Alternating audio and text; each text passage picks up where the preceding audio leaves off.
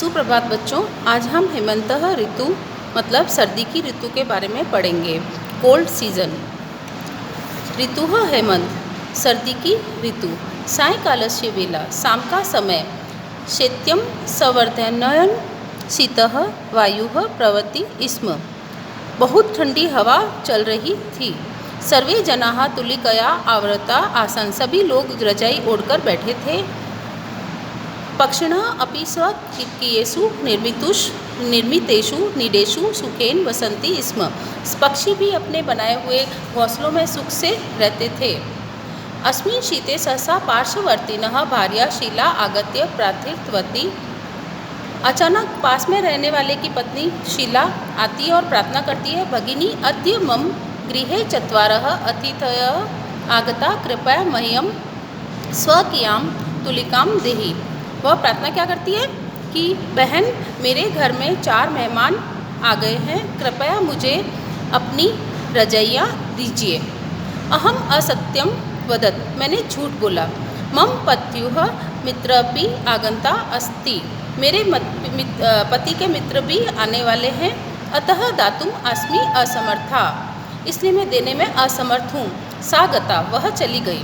अहम प्रत्यागत्य स्वपत्युः पुरतो अकथयत्, नित्यमेव तुलिकां याचमाना इयं लज्जां नानुभवति।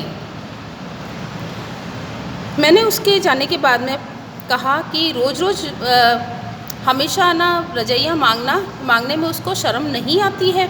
इदं श्रुता मम पतिः अवदत् शोभनं मिथ्या भाषणे निदानम, यह सुनकर मेरे पति ने कहा, झूठ बोलना ही इसका निदान है। क्षणं तु निष्कः मम पति उक्तवान्, कुछ देर चुप रहकर मेरे पति बोले, प्रिये अद्य तु अति शीतः अस्ति, आज तो बहुत सर्दी है।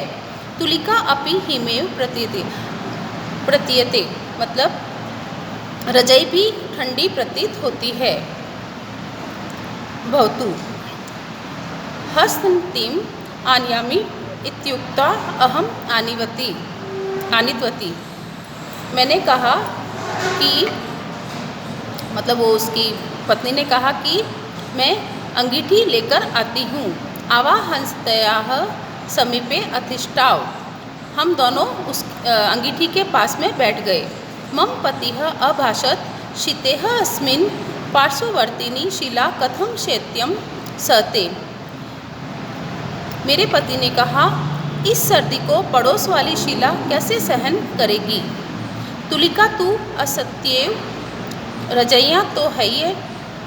एकस्य दिनस्य प्रयोगेण क्षीणाः नु नैव भविष्यति, एक दिन के प्रयोग से वह खराब नहीं होगी। दत्त्या शीघ्रमेव आगच्छामि इत्युक्त्वा अहम तस्या गृहं गता, मैं उसके घर में जल्दी ही देकर आ जाती हूँ। यदा प्रत्यागता मम पतिः सुखेन सुप्तः आसीत्, जब मैं लौटी तो मेरे पति सुख की नींद सो रहे थे। अहम अपि तत्क्षणमेव प्रसुप्ताः, मैं भी पास में सो गई। तो बच्चों, इस पाठ का भावार्थ क्या हुआ कि हमें सबकी मदद करनी चाहिए, और ख़ास तौर पर जब पड़ोसी की कोई मुसीबत आती है तो हमें उसकी सहायता करनी चाहिए और सहायता करने से पीछे नहीं हटना चाहिए। धन्यवाद।